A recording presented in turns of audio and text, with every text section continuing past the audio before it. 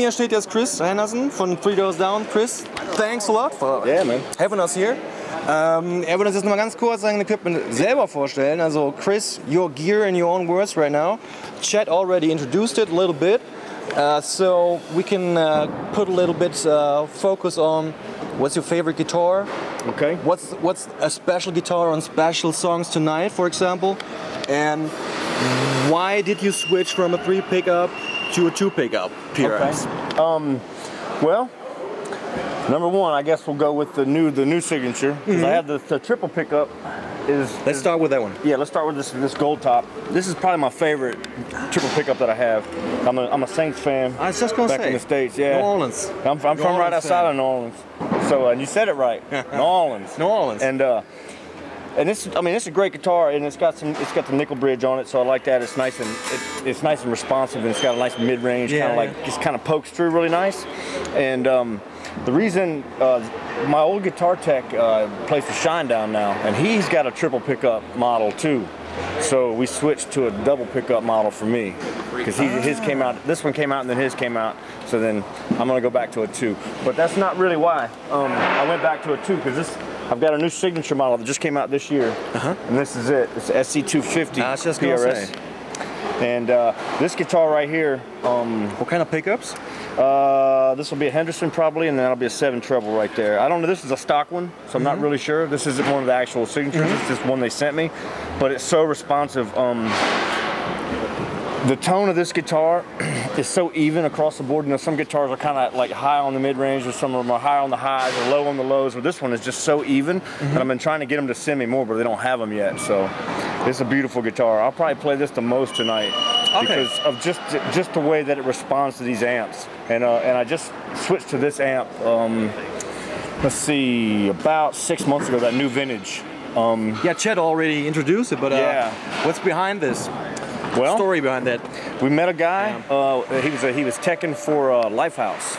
His name is Johnny Caruth. And he said, man, he's like, I work for an amp company. We build amps and out of Pennsylvania. And I was like, send me one. Let me hear it. And me and Chet plugged it in, and we were completely blown away. And then we let our sound man hear it, and he was like, all right, take the other amps out. So it's comparable to what amps, for example? It's comparable to a nice Marshall. You know what I mean? And you can get anything, you can get any circuit you want for whatever you want. But it's basically a modded 8, like a JCM 800. So it's just got that nice vintage tone. And it's it's modern enough to where people that are coming to a show in 2012 aren't listening to, you know, an old Marshall tone. You know what I mean? They're listening to what they're used to, modern, heavy. And it's got a little bit of both. It's a nice blend. Because it's really hard to find an amp that does both. Usually got to end up with a German amp, with a diesel or a Hughes-Kettner, because they do both. And but I will switch to these because I found an American amp that does both, and I can get them. It's hard to get Hughes-Kettner in the States. Is that true? Yeah, it is. It is. They keep changing distribution. They're with one guy, and then they're with another guy, and you got to start calling all these people. So it's good to know. Yeah, and that's just, you know, my personal thing. So. But I love Hughes-Kettners. I still love them. And the other one, the Gansbass is for the clean tone? Yes. Like Chet already mentioned? Yes. But we're getting ready to switch to new vintage for the clean tones. The Gansbass were just getting me by as I started using them to get me by. Because Matt, our other guitar player, uses them. So we could get them. We get them for free. And it ended up being a cool amp. Yeah. I wasn't sure that was going to be a cool amp, but it ended up being a cool amp. And so we started using it. I've been using that for about 3 years now, but I'm getting ready to switch to new vintage on the bottom as well. So next time, if you come out and see us next time, it'll be all new vintage. It's gonna be good, man. I like that vintage, that vintage bite that you just can't get with these modern amps. Maybe we can check out these amps for some gear tests in our magazine as well. I don't know if they have a distribution in Germany.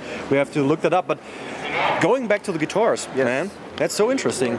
Because you got a real cool stock of PRS guitars. I do. I'm all PRS all day long, man. And so what's that all about?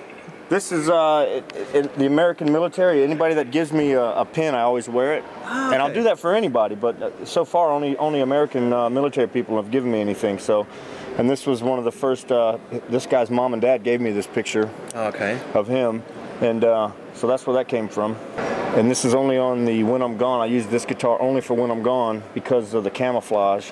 Let me see, this one right here was the first single cut PRS I ever got. And I've used it in a couple videos, and Brad one night threw a mic stand at it and hit it, not at it on purpose, but on accident, and knocked it off the stage and broke it.